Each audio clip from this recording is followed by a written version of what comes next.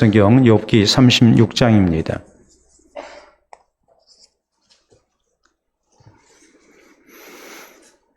구약성경 797쪽 욥기 36장 24절에서 33절 말씀 봉독할 때에 주께서 성경에 명하신 바를 따라 주의 말씀 잘 받는 표로 크게 아멘합니다. 봉독합니다.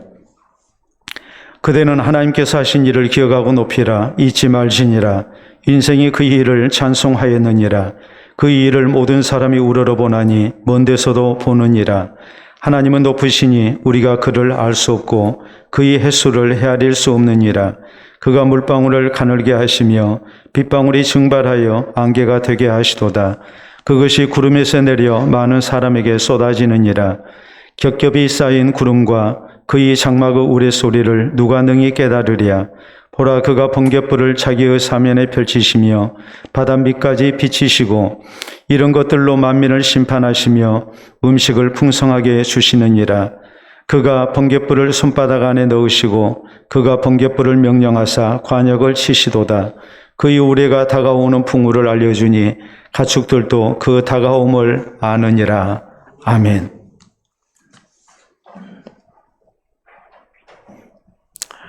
20세기를 대표하는 유명한 철학자 가운데 프랑스의 사르트르라는 사람이 있습니다. 이 사르트르가 쓴 소설 가운데에 벽이라는 작품이 있는데 이 책의 주제는 한마디로 출구가 없다라는 내용입니다. 현대인은 너무나도 각박한 세상을 살아가면서 수많은 벽에 부딪히고 갇힌 채로 살아가고 있다고 말합니다. 그래서 도저히 그 현실을 벗어날 수 없는 출구가 없는 절망 속에 사는 것이 오늘 현대인의 모습이라고 사르트르는 진단합니다. 그러면서 이렇게 강조합니다. 삶은 절망의 다른 면에서 시작한다라고 강조합니다. 비록 절망적인 현실 가운데 놓여 있다 할지라도 절대 현실에 져서는 안 된다는 말이요. 그 절망적인 현실을 잘 감당하고 이겨내는 삶의 자세가 우리에게 필요함을 역설합니다. 우리가 잘 아는 대로 오늘 본문 성경에 실려있는 욥기는 우리 인생의 고난에 대하여 가르치고 있는 성경입니다. 주인공인 욥은 늘 하나님을 경외하는 사람이었고 또한 온전하고 정직한 사람이었습니다. 하나님께서 욥을 사랑하십니다. 그래서 그는 많은 복을 누렸고 큰 번성을 이뤘고 또 당대의 제일 가는 유명 인사였습니다. 그러던 어느 날 욥의 가정에 무서운 재난이 닥칩니다. 모든 재산을 한꺼번에 잃었고 또 사랑하는 10남매가 이렇게 맏아들 집에서 함께 잔치를 하다가 큰 바람으로 이제 집이 무너져 한꺼번에 죽고 말았습니다. 욥 자신은 중병에 걸려서 건강까지 잃고 말았습니다.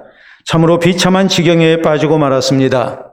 말 그대로 그는 출구가 없는 벽에 갇혀있는 신세였습니다. 친구들이 찾아와서 욥을 위로합니다. 그리고 한편으로 욥에게 이 재난은 하나님께 범죄했기 때문에 하나님께서 내리신 징벌이 아닌지 이렇게 생각하라고 하면서 욥을 몰아세웁니다. 친구들의 정죄 앞에 욥은 나는 절대로 하나님께 범죄한 일이 없다고 항변했지만 친구들은 믿어주지 아니했습니다. 그러므로 욥은 오히려 크게 상처를 입었고 그는 분노하게 됩니다. 이런 상황에서 친구 가운데 한 사람인 엘리후가 욥에게 권면하는 것이 오늘 본문에 있는 내용입니다. 오늘 본문에 보면 엘리후는 이 고난 앞에서 하나님을 향한 신앙의 자세가 어떠해야 하는가를 이렇게 가르칩니다. 특별히 24절에 있는 말씀을 보면 그대는 하나님께서 하신 일을 기억하고 높이라. 잊지 말지니라. 인생이 그 일을 찬송하였느니라라고 말합니다. 오늘 내가 만난 모든 일은 다 하나님께서 하신 일이라고 말하면서 그러므로 함부로 불평하거나 원망해서는 안 된다고, 하나님께서 하신 일에 대하여 우리는 바른 신앙 자세가 있어야 한다고 이렇게 욥에게 강조합니다. 그러므로 사랑하는 성도 여러분, 우리 모두 본문 성경을 통해서 하나님께서 하신 일에 대한 바른 신앙 자세 갖기를 힘쓰는 성도가 되어야 됩니다. 특히 우리가 너무나도 힘든 일을 만났을 때에 도저히 내 힘으로 나에게 닥친 여러 일을 해결할 수 없는 그런 절망적 상황 속에 놓여 있을 때 하나님께서 하신 일에 대한 바른 신앙 자세 갖기를 우리가 힘써야 합니다. 그래서 고난 속에서도 하나님을 향한 신앙을 지키고 또 고난을 능히 감당케 하시고 이겨내게 하시는 하나님의 은혜를 우리가 허락받을 수 있어야 합니다. 그러면 우리 성도는 고난을 만났을 때에 어떤 신앙 자세를 가져야 합니까? 우리는 먼저 오늘 내가 만난 고난도 하나님께서 하신 일이라는 것을 인정하고 하나님을 높일 수 있어야 합니다. 24절에 보면 그대는 하나님께서 하신 일을 기억하고 높이라, 잊지 말지니라, 인생이 그 일을 찬송하였느니라라고 말합니다. 엘리후의 이 말은 지금 욥이 당한 이 고난은, 피하고 싶은 이 무서운 현실은 절대 우연히 일어난 일이 아니라는 말입니다. 하나님께서 하신 일이기 때문에 하나님을 높이고 찬송해야 한다고 강조합니다. 그 의미가 뭐겠습니까? 다름이 아니라 하나님께서 온 세상을 창조하시고 홀로 다스리고 계심을 우리가 기억해야 한다는 말이요. 이 엄청난 고난 앞에서 인생의 연약함을 깨닫고 우리가 하나님 앞에 겸손함을 가져야 한다는 말이요. 하나님의 절대 주권을 인정하면서 우리가 오직 하나님 높이고 하나님을 찬송하는 그런 신앙의 자세가 우리에게 있어야 한다는 말입니다. 그러므로 25절에 있는 말씀을 보면 그 일을 모든 사람이 우러러보나니 먼 데서도 보느니라라고 말합니다. 그거 위대하신 하나님께서 하신 일, 이것은 모든 사람이 우러러보는 일이라고 말합니다. 먼 데서도 보는 일이라고 말합니다. 그만큼 하나님이 하시는 일은 우리가 인정해야 한다는 말이요. 하나님께서 하시는 놀라운 역사를 통해서 우리는 이 크고 위대하신 하나님 앞에 우리 자신을 낮추며 하나님께 영광을 돌려드리는 이런 신앙의 자세가 우리에게 있어야 한다는 말입니다. 그렇기 때문에 이어진 26절에 보면 하나님은 높으시니 우리가 그를 알 수 없고 그의 횟수를 헤아릴 수 없느니라라고 말합니다. 크고 위대하신 하나님은 우리 인생이 다 헤아릴 수 있는 존재가 아니라는 말입니다. 하나님은 초월하신 하나님이요, 크고 위대하신 하나님이기 때문에 우리가 인생의 큰 고난을 만났을 때에 우리는 이 하나님을 새롭게 인식하고 하나님의 하신 일에 대하여 우리가 순복하는 신앙의 자세가 있어야 함을 말씀하고 있는 것입니다. 그렇기 때문에 우리 성도는 크고 위대하신 하나님께서 하신 일에 대하여 우리가 함부로 판단해서는 안 됩니다. 오늘 내가 만난 고난도 하나님께서 허락하신 일이라는 사실을 알고 우리는 이 고난 앞에 나의 연약함을 고백하면서 우리는 크고 위대하신 하나님 앞에 겸손한 신앙의 자세를 우리가 가져야 합니다. 사실 우리가 고난을 만날 때 함부로 불평하고 하나님을 원망하는 이유가 어디 있겠습니까? 여러 가지 이유가 있겠지만 무엇보다도 근본적인 것은 내 모든 삶을 주장하고 계시는 하나님의 절대 주권을 인정하지 아니하기 때문에 우리가 하나님 앞에 불평하고 원망하는 경우가 대부분입니다. 하나님의 크고 위대하심을 우리가 기억하지 못합니다. 그리고 하나님께서 잘못하고 계신다고 판단합니다. 크고 위대하신 하나님을 높이는 대신에 내가 하나님의 자리에 앉아서 하나님은 그렇게 하시면 안 된다고 하나님께서 하신 일을 우리가 판단하면서 불평하고 원망하는 것입니다. 그렇기 때문에 우리 성도는 고난을 만났을 때에 이 크고 위대하신 하나님을 기억하고 하나님을 높여야 합니다. 내가 만난 고난은 크고 위대하신 하나님께서 하신 일임을 우리가 기억하고 함부로 불평하거나 원망하는 일이지 않도록 해야 합니다. 우리가 성경에 보면 믿음의 선진 가운데 요셉이라는 사람이 나옵니다. 요셉은 어려서부터 아버지의 사랑을 독차지했습니다. 그러나 아버지의 사랑을 독차지했던 이런 요셉의 형편은, 모습은 결국 형들의 시기와 질투를 가져옵니다. 그리고 이것은 그에게 큰 불행한 사건으로 나타납니다. 형들이 아버지의 심부름으로 자기들의 안부를 물으러 온 동생 요셉을 애굽의 노예로 팔아버렸기 때문입니다. 그래서 요셉은 말할 수 없는 고난을 겪습니다. 그는 노예로서 살아야 했고 주인에게 충성을 다했지만 그는 무서운 모함 속에 감옥 생활을 해야 하는 처지가 되고 맙니다. 당연히 불평이 나올 수밖에 없습니다. 원망이 나올 수밖에 없습니다. 그러나 요셉은 이런 고난 앞에서 하나님을 향한 불평이나 원망하지 아니했습니다.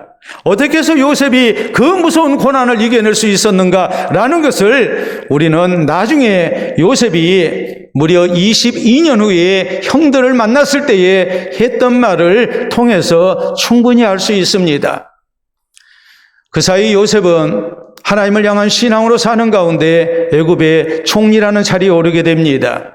그리고 흉년이 들어서 애굽으로 양식을 구하러 왔던 형들을 22년 만에 만납니다. 형들은 동생 요셉이 총리가 되어 있다는 사실 앞에 경악합니다.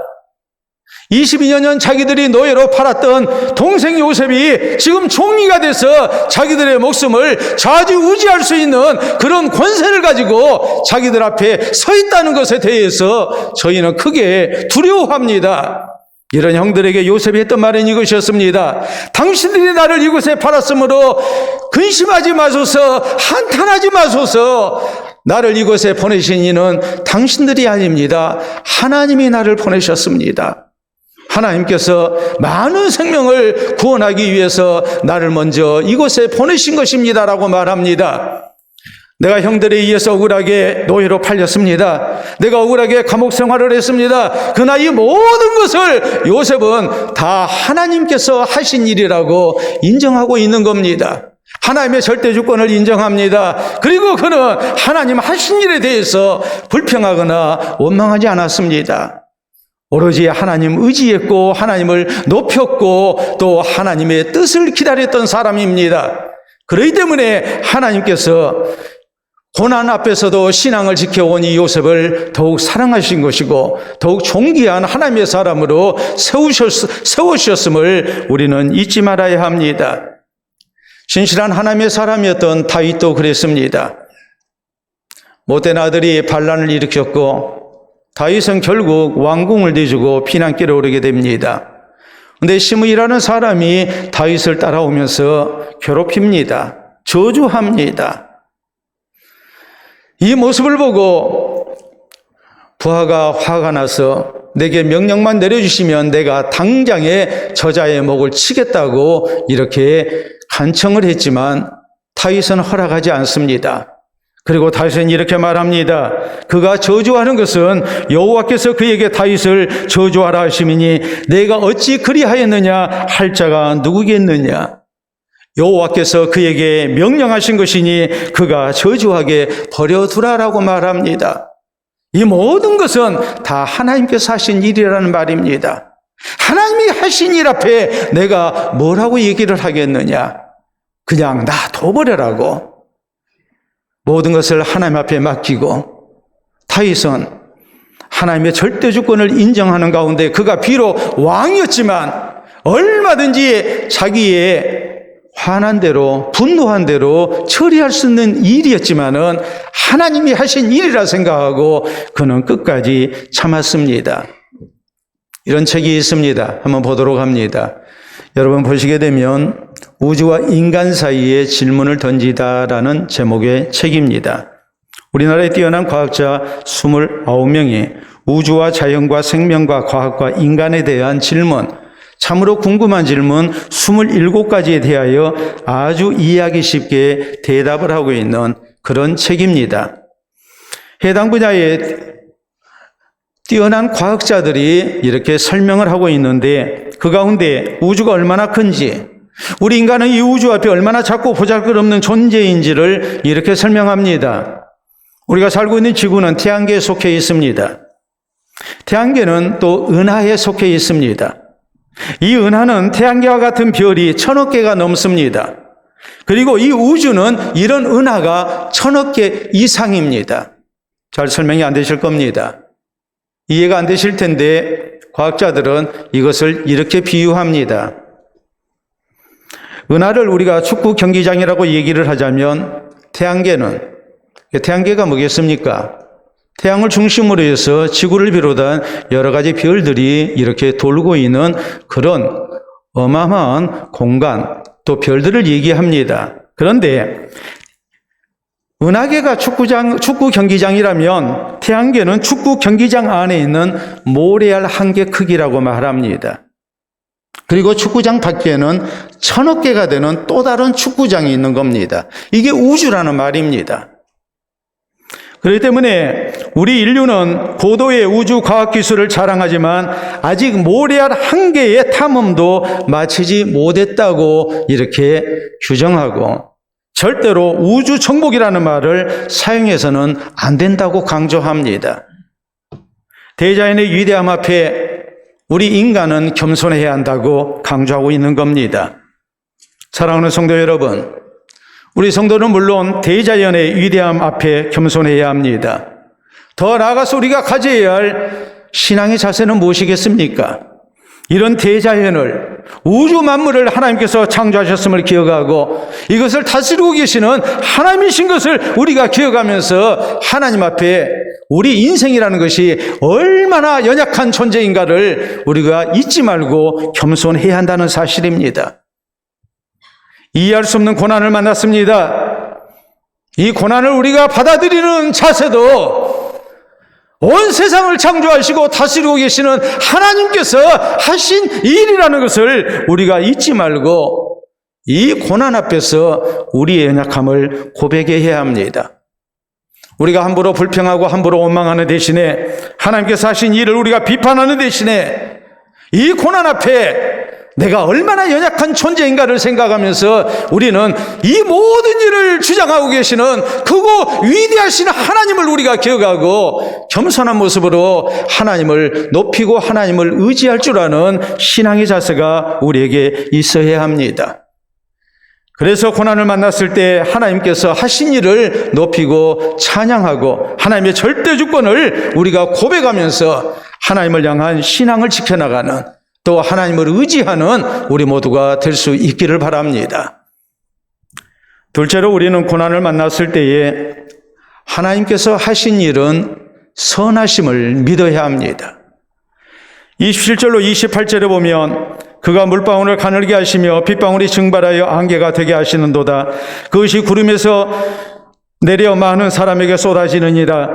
하나님께서 이 땅에 비를 내리실 때에 물을 증발하여 수증기가 되게 하시고 그것이 구름이 돼서 이제 이 땅에 비를 내리신다는 말입니다. 이어진 29절로 31절에 있는 말씀을 보면 겹겹이 쌓인 구름과 그의 장마구 우레소리를 누가 능히 깨달으랴. 보라, 그가 번갯불을 자기의 사면에 펼치시며 바다 밑까지 비치시고 이런 것들로 만민을 심판하시며 음식을 풍성하게 주시느니라 했고 32절에 보면 그가 번갯불을 손바닥 안에 넣으시고 그가 번갯불을 명령하사 관역을 치시도다라고 말씀하십니다. 하나님께서 구름과 비와 천둥과 번개들을 주장하신 가운데 하나님이 내신 피조물들 산천초목을 자라게 하십니다. 또 하나님께서 내신 이 땅의 모든 생명들이 살아갈 수 있도록 필요한 모든 형편들을 하나님이 허락하십니다. 그뿐만이 아닙니다. 어떤 때는 자연 재해를 통해서 하나님의 징벌을 나타내시고 이제 이 땅을 심판하신다는 말입니다. 다시 말하자면 하나님께서는 하나님의 절대 주권 속에 이 세상의 모든 일을 홀로 주장하시는 가운데 하나님의 뜻을 또 하나님의 뜻하신 바 목적을 이루신다는 것을 강조하고 있는 것입니다. 그렇기 때문에 고난을 만났을 때 이 사실을 잊어서는 안 된다는 말이죠. 오늘의 고난도 하나님의 뜻을 이루기 위한 과정에서 이 거룩한 목적 속에서 우리에게 주어졌다는 사실을 생각하고 우리가 함부로 불평하거나 하나님 원망해서는 안 된다는 말입니다. 그보다는 하나님이 하시는 일은 궁극적으로 하나님의 선하신 뜻을 이루는 일이라는 것을 우리가 기억을 하고 하나님 앞에 찬송과 하나님을 높이는 신앙의 자세가 우리에게 있어야 한다는 말입니다. 그러므로 우리가 가져야 할 신앙의 자세가 뭐겠습니까? 우리는 고난을 만났을 때 하나님께서 하신 일은 궁극적으로 하나님의 선하심을 이룬다고 우리는 믿어야 합니다. 오늘 당장에는 내 마음에 들지 않습니다. 나를 힘들게 합니다. 나를 괴롭히는 일이라고 생각합니다. 내 앞에 쳐져 있는 이 두터운 벽이 무너지기를 원합니다. 그러나 이런 모든 것들은 하나님의 선하신 뜻 가운데 우리에게 허락된 일이라는 말이요. 그렇기 때문에 하나님 하신 일에 대해서 우리가 함부로 불평하거나 원망해서는 안 된다는 말입니다. 그보다는 하나님 하신 일은 선하다고 믿고 우리가 하나님을 찬양하고 하나님을 신뢰하고 하나님을 의지할 수 있어야 한다는 뜻입니다. 우리가 성경에 보면 초대 예루살렘 교회가 날마다 모이기를 힘쓰는 가운데 아름다운 신앙생활을 힘썼습니다. 그래서 교회는 놀랍게 부흥됐습니다. 그런데 교회가 항상 순탄했던 것만은 아닙니다. 어느 정도 시간이 흐르고 난 다음에 교회에 무서운 박해가 일어납니다. 교회의 신실한 지도자였던 스데반 집사가 순교의 제물이 됩니다. 뿐만 아니라 너무나 무서운 박해 가운데 성도들을 잡아다가 감옥에 가둔지라 성도들이 예루살렘에 머물러 있을 수 없었습니다. 교회가 한순간에 공중분해되고 말았습니다. 교인들이 피난길에 올랐습니다. 모두가 의아하게 생각합니다. 우리가 하나님을 이렇게 잘 섬기는데 왜 이렇게 무서운 고난을 우리에게 주시는지, 왜 이런 무서운 박해를 하나님이 주시는지 이해할 수 없었습니다. 그러나 조금 시간이 지났을 때에 하나님께서 하신 일이 참으로 선하다는 것을 알게 됩니다. 그것이 무엇이었습니까?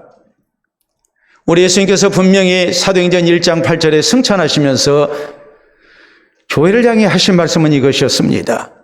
오직 성령이 너희에게 임하시면 너희가 권능을 받고 예루살렘과 온 유대와 사마리아와 땅끝까지 이르러 내 증인이 되리라 하신 말씀이었습니다. 그런데 교회가 성령의 임재 속에 놀라운 부흥의 역사가 일어났고 또한 성도들이 열심을 다해서 하나님을 섬기고 아름다운 교제 속에 정말로 평안한 가운데 신앙생활을 하고 있었지만 이들은 예루살렘을 벗어나지 않았습니다. 흩어져 전도해야 하는데 전도하지 않습니다. 그러므로 하나님께서 무서운 박해를 일으켰고 이로 인해서 성도들이 피난길에 오를 수밖에 없었고 그럴 때에 예루살렘을 벗어나서 유대 땅에 예수 그리스도의 복음이 증거되고 사마리아 땅에 예수 그리스도의 복음이 증거되고 더 나아가서 땅끝까지 나가는 성도를 통해 하나님의 나라가 확장되고 있음을 성경은 말씀하십니다. 하나님께서 하신 일은 다 선했던 겁니다. 당장에는 이해가 되지 아니했지만 참으로 선한 일이었습니다. 바울 사도가 개인적으로 겪었던 일도 그렇습니다. 고린도후서 12장의 사도 바울은 자신의 불행에 대해서 이렇게 말합니다. 내게 육체의 가시가 있었다. 육체의 가시라 함은 다름이 아니라 바울이 아무리 이것이 제거되기를 원했어도 몸에 가시가 박히면 계속해서 움직일 때마다 고통스러운 것처럼 바울의 삶을 너무나도 힘들게 했던 문제를 얘기합니다. 우리가 성경의 전체적인 내용과 교회 전승의 내용을 보면 이것은 바울에게 있었던 아주 고질적인 병, 간질병이라고 얘기합니다. 뇌전증입니다. 바울 사도가 갑자기 간질 발작을 일으키고 쓰러졌다고 우리가 상상을 해보시기 바랍니다. 다른 사람의 병은 예수 그리스도의 이름으로 치유하고 일으켰던 사람인데 자신의 병에 대해서는 하나님의 응답이 나타나지 아니했습니다. 아무리 기도해도 하나님이 고쳐주지 아니하셨습니다. 바울은 뭐라고 고백합니까? 하나님께서 내게 주신 응답은 이것이었다. 내 은혜가 네게 족한지라 네가 자만하지 않도록 내가 너에게 육체의 가시를 주었다. 겸손하라는 겁니다. 하나님께 받은 은혜가 너무 커서 교만하여 하나님을 떠날까 봐서 하나님 의지하지 아니할까 봐서 자기의 기도의 힘과 능력으로 경험으로 하나님 일할까 봐서 하나님께서 그에게 육체의 가시를 주셨다고 말씀합니다. 그러므로 바울은 고백합니다. 이제는 내가 나의 약함을 자랑하노라. 그 이유는 내가 약할 때 하나님께서 나와 함께 하시고 나를 더욱 강하게 하시는 은혜가 있기 때문이라고 고백합니다. 우리 대한민국 교회에 한 시대 하나님 앞에 참으로 귀하게 쓰임받은 목사님이 계십니다. 바로 이상근 목사님이십니다. 이분은 신학 박사로서 아주 유명한 성경학자이십니다. 이분이 한참 자라나는 청소년기에 발에 병이 생겼습니다. 당시 병원 치료를 받을 형편이 못돼서 민간 치료를 열심히 받았지만 오히려 역효과가 났고 결국에는 걷기도 힘든 형편이 되고 말았습니다. 학교도 마음대로 다닐 수 있는 형편이 되지 못했고 많은 시간을 늘 집안에 있어야 했습니다. 마음대로 돌아다닐 수도 없었고 한참 뛰노는 다른 또래 친구들과는 달리 그는 마음대로 뛰놀 수도 없었습니다. 그렇기 때문에 해야 하는 일은 다른 거 아닙니다. 방 안에 갇혀서 공부하는 것밖에 없었습니다. 그러다가 1950년대 미국 유학을 가게 됐고 신학을 공부해서 박사학위를 따게 됩니다. 그리고 성경학자로서 하나님께 귀하게 쓰임을 받습니다. 아픈 발은 여전히 고통스러웠습니다. 그래서 형편이 나아졌을 때 1996년 아픈 발을 정밀 검사를 받아봤습니다. 그때 놀랍게도 1.5cm 길이의 철사가 박혀 있었습니다. 곰곰이 생각해 보니까 어릴 때 산길을 가다가 철조망이 걸려 넘어진 사고를 당했는데 그때 발바닥에 녹슨 철사가 박힌 겁니다. 그것을 모르고 60년 동안을 고통 속에서 살아야 했습니다. 그런데 이상건 목사님은 이 일을 놓고 이렇게 고백하십니다. 어려서 내 발바닥에 박힌 철사는 60년 동안 나에게 육체의 가시였다. 그리고 이 육체의 가시 때문에 나는 성경학자가 될 수 있었다고 이렇게 고백합니다. 참으로 힘든 가시였습니다. 영문도 모르고 그는 60년 동안을 고통스럽게 살았습니다. 그러나 그것 때문에 그는 하나님을 진실되게 의지하는 사람이 됐고 그것 때문에 열심으로 공부했고 그것 때문에 그는 훌륭한 성경학자가 돼서 대한민국 교회를 위해 귀하게 쓰임을 받을 수가 있었던 것입니다. 사랑하는 성도 여러분, 우리는 하나님께서 하신 일에 선하심을 믿어야 합니다. 오늘 내가 만난 고난까지도 하나님의 선하신 뜻을 이루시기 위해 하나님이 허락하신 일이라고 우리는 믿어야 합니다. 이 믿음으로 우리는 고난을 만났을 때에 함부로 불평하거나 원망해서는 안 됩니다. 하나님 원망해서는 안 됩니다. 그래서 고난 속에서도 하나님을 향한 신앙을 지키고 또 합력하여 선한 역사를 이루시는 하나님을 만나는 아름다운 체험이 우리에게 있기를 바랍니다. 셋째로 우리 성도는 하나님께서 하신 일에 선한 결과를 믿기 때문에 인내하며 기다릴 수 있어야 합니다. 33절은 이렇게 말씀합니다. 그가 우레가 다가오는 풍우를 알려주니 가축들도 그의 우레가 다가오는 풍우를 알려주니 가축들도 그 다가옴을 아느니라라고 말합니다. 그 의미가 뭐겠습니까? 하나님은 우레 소리를 통해서 하나님의 심판을 경고합니다. 무서운 우레가 번개가 칠 때 천둥이 울리게 될 때에 우리는 인생의 연약함을 깨닫게 됩니다. 그뿐만이 아니죠. 우리는 대자연 앞에서 하나님 앞에서 나 자신을 다시 한번 돌아보며 두려움을 갖습니다. 하나님께서 우리 소리를 통해서 하나님이 세상을 다스리고 계심을 또 하나님의 심판이 임박했음을 우리에게 깨닫게 하시기 때문에 그렇습니다. 다음으로 우리가 생각할 수 있는 것은 이런 우레소리가 들린 후에 비가 온다는 사실입니다. 그러므로 가축들도 우레소리를 들으면 비가 온다는 사실을 알고 비를 기다립니다. 그렇기 때문에 이 33절의 말씀은 우리에게 이 사실을 강조합니다. 고난 속에서 하나님의 선하신 섭리를 믿는 성도라면 우레소리가 울리고 난 다음에 비가 온다는 것을 알고 기다리는 것과 마찬가지로 우리 하나님께서 분명히 이후에 좋은 일을 주실 줄로 믿고 우리가 믿음으로 인내하고 기다릴 줄 아는 성도가 되어야 된다는 말입니다. 요셉이 그랬습니다. 요셉은 자기에게 일어난 모든 불행한 사건들을 하나님이 하신 일로 받아들입니다.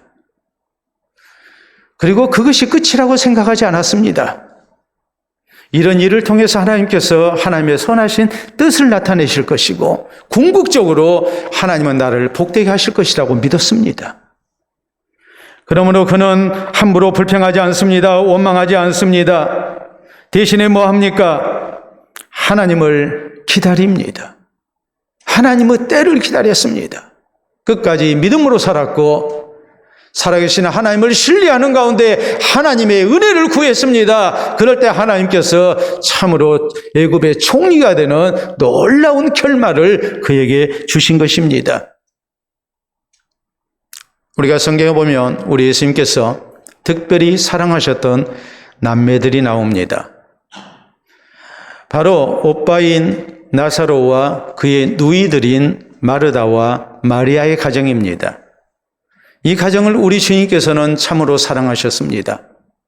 저희는 신실한 모습으로 주를 섬겼고 또 주님을 따르는 사람들이었기 때문입니다. 그런데 가장 역할을 하고 있는 오라버니 나사로가 죽을 병에 걸렸습니다. 너무나 위중합니다. 그러므로 그 누이들이 예수님께 급히 사람을 보내서 빨리 와서 고쳐달라고 간청합니다. 그때 누이들은 이렇게 말했습니다. 주께서 사랑하시는 자가 병들었나이다.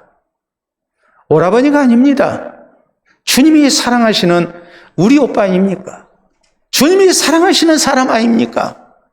그러니까 모든 일을 제쳐두고 빨리 오셔서 우리 오라버니를 고쳐달라는 겁니다. 이런 간청을 받고도 우리 주님은 일부러 늦게 가십니다. 나사로가 죽은 지 나흘 만에 나타나십니다. 예수님을 향해서 얼마나 원망이 들었는지 모릅니다. 먼 거리도 아니고 다른 사람이 아닌 주님이 사랑하시는 사람인데 어쩌면 이렇게 고통을 당하다가 죽게 하셨는지 원망스럽습니다. 그러므로 말합니다. 주께서 여기 계셨더라면 내 오라버니가 죽지 아니었을 겁니다. 원망합니다. 그런데 여기에는 주님의 깊으신 뜻이 있었습니다. 주님이 나사로를 사랑하지 아니했기 때문에 죽도록 내버려 두신 것도 아니었고 나사로의 누이인 마르다와 마리아를 우리 주님이 무시했기 때문에 저희의 간청을 거절하신 것도 아니었습니다. 우리 주님은 병든 나사로를 고치기보다는 죽은 나사로를 다시 살리기를 원하셨습니다. 이제 잠시 후면 예수님께서 우리 죄 때문에 십자가를 지시고 죽으실 겁니다. 그리고 3일 만에 부활하실 겁니다. 그렇게 얘기를 해도 제자들이 깨닫지를 못합니다. 믿지를 못합니다. 이런 상황 속에서 나사로가 죽고 난 다음에 살아난 것을 봤을 때에 예수님의 죽음 다음에 부활을 믿을 수 있기 때문에 믿음으로 주님의 부활을 기다릴 수 있기 때문에 우리 주님께서는 그렇게 하신 것입니다. 그러므로 주님 누이들에게 말합니다. 내가 믿으면 하나님의 영광을 보리라. 내가 믿으면 하나님의 영광을 보리라. 우리 주님의 선하심을 믿고 기다리라는 겁니다. 기다리면 하나님께서 우리 주님께서 놀라운 역사를 나타내실 것이라고 하나님의 영광을 보게 될 것이라고 우리 주님은 강조하십니다. 미국 워싱턴에 가면 스미소니언 박물관이 있습니다. 스미소니언 재단에서 운영하는 국립박물관입니다. 미국의 모든 역사가 한자리에 전시되어 있습니다.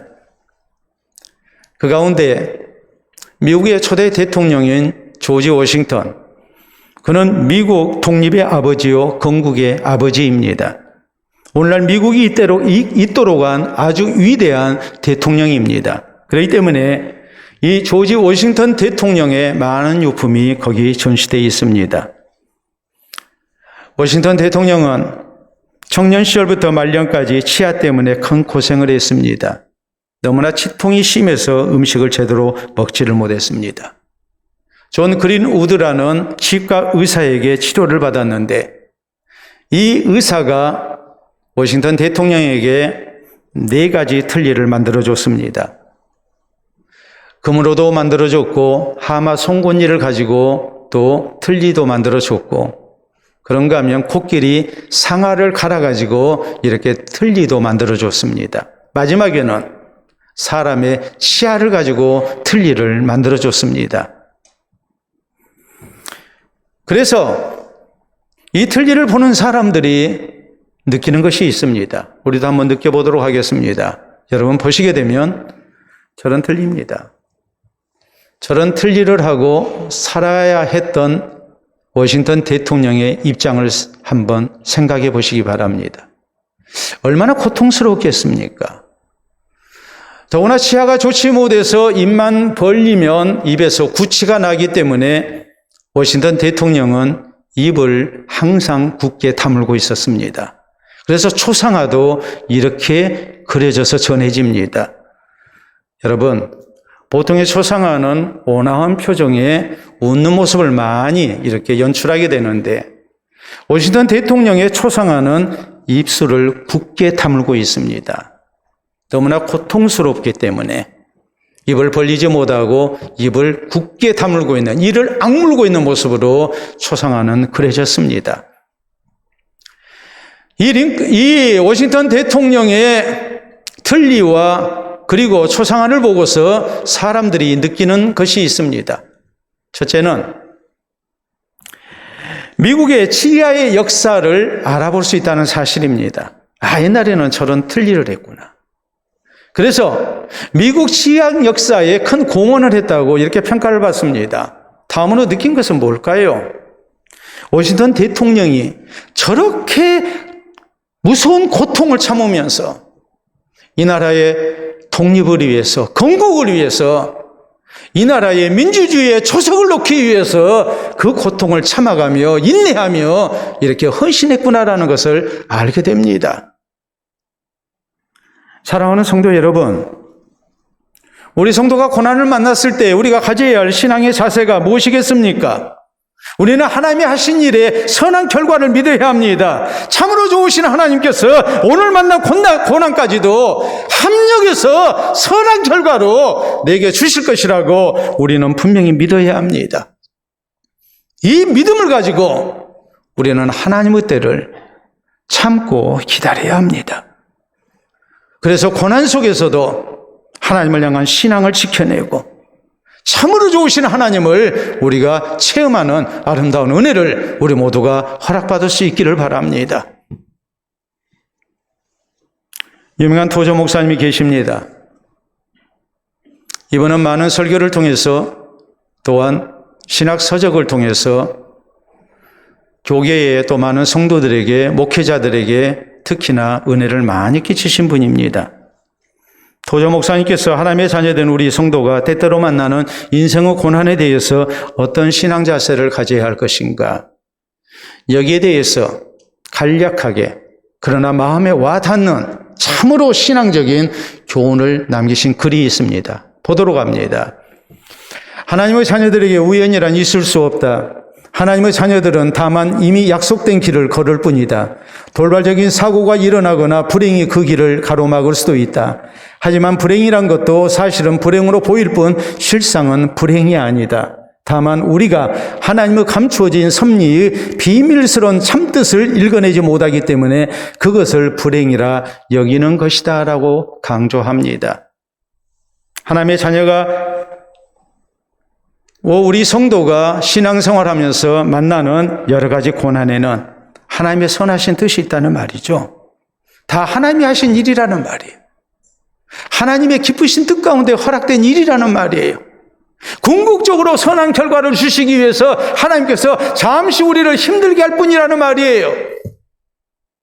지금 당장은 불행 같고 겉으로 보기에는 없었으면 좋을 일 같지만 내 앞을 가로막고 있는 거대한 벽처럼 느껴지고 출구가 없는 일처럼 느껴진다 할지라도 이런 모든 일의 결국은 하나님께서 아름다운 결말로 우리에게 허락하신다는 말입니다. 불행이 아니라는 말입니다. 벽 다음에 하나님께서 베푸시는 놀라운 신세계가 우리 앞에 기다리고 있음을 강조하고 있는 것입니다. 그러므로 사랑하는 성도 여러분, 우리 모두 원치 않는 고난 앞에서 하나님을 향한 바른 신앙의 자세를 갖는 성도가 되어야 됩니다. 오늘 내가 만난 고난도 크고 위대하신 하나님께서 하신 일이라는 것을 잊지 말아야 합니다.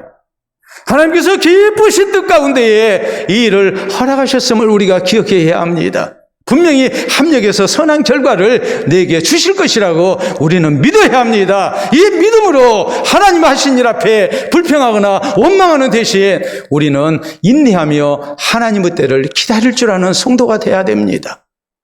고난 만나서 함부로 무너지는 신앙의 모습이 아니라 고난 앞에서 더욱 성숙된 모습으로 하나님을 향한 신앙을 지켜내고, 그리고 살아계신 하나님, 합력해서 선한 역사를 이루시는 살아계신 하나님을 체험하는 은혜가 우리 모두에게 있으시기를 우리 주님의 이름으로 축원합니다. 우리 함께 기도합니다. 오늘 내 삶이 힘듭니까? 이 어려운 시기가 빨리 지나갔으면 좋겠습니까? 지금까지 하나님을 향한 신앙 지키고 이 자리에 앉아있는 내 모습, 하나님께서 참으로 귀히 보시는 모습이라고 믿으시기를 바랍니다. 하나님께서 하신 일 선하심을 우리가 믿읍시다. 분명히 선한 결과 주실 줄로 믿읍시다. 다시 한번 하나님을 향해 신앙을 고백하며 하나님께 모든 것 맡겨드리며 우리 하나님께서 합력하여 선한 역사 이루실 그날까지 우리가 참고 인내하며 하나님의 때를 기다리겠노라고 다짐합시다. 우리 함께 기도합니다.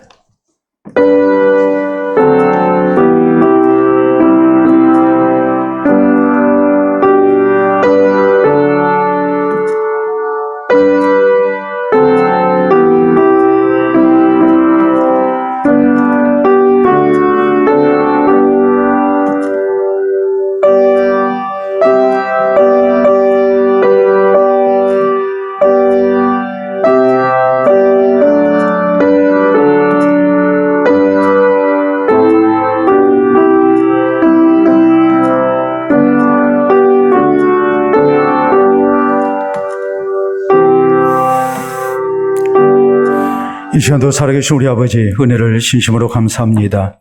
우리 안고 일어섬을 하시며 세상 모든 일을 홀로 주장하시는 하나님 앞에 우리가 겸손한 모습으로 주의 말씀을 받게 하시고, 또 살아계신 하나님 앞에 바른 신앙의 자세가 무엇인지 살필 수 있도록 은혜 주시니 진심으로 감사합니다. 평안할 때뿐만이 아니라 고난의 시기에도 우리가 변함없이 하나님의 하나님됨을 인정하며 하나님 앞에 낮아지기를 원합니다. 하나님께서 하신 일을 우리가 놓고 함부로 비판하거나 불평하거나 원망하는 일이 있지 않기를 원합니다. 인생의 고난 앞에 더욱 겸손한 모습으로 하나님을 높일 줄 아는 우리가 되게 하시고, 하나님의 선하심을 고백하며 하나님의 때를 믿음으로 기다릴 줄 아는 우리 될 수 있도록 인도하여 주시옵소서. 그래서 고난의 때에 더욱더 신앙이 아름답게 자라나게 하시고 살아계시는 하나님의 은혜를 체험하고 우리 하나님을 찬양하며 고난당한 것이 내게 유익이고 복이었음을 고백하며 간증하는 우리의 입술들이 될 수 있도록 역사하여 주시옵소서. 특별히 고난 앞에 힘들어하는 살아오는 성도들을 주께서 오늘 또 말씀을 통하여 위로해 주시고, 오늘 우리의 기도를 주께서 받으시는 가운데에 저희에게 신령한 힘을 주시고 용기를 주시옵기를 원합니다. 장래 소망을 주시옵기를 원합니다. 더욱 하나님을 찾게 하시고 하나님을 소망하게 하시고 하나님을 기다리는 믿음의 사람들 될 수 있도록 도와주시옵기를 원합니다. 그래서 주께서 합력하여 선한 역사 이루심을 체험하고 하나님을 큰 소리로 찬양하는 아름다운 찬송 소리를 우리 모두가 함께 부르게 하시고 주님 앞에 영광을 돌려드릴 그날이 속히 이룰 수 있도록 인도하여 주시옵소서. 감사하며 예수님 이름으로 기도하옵나이다. 아멘.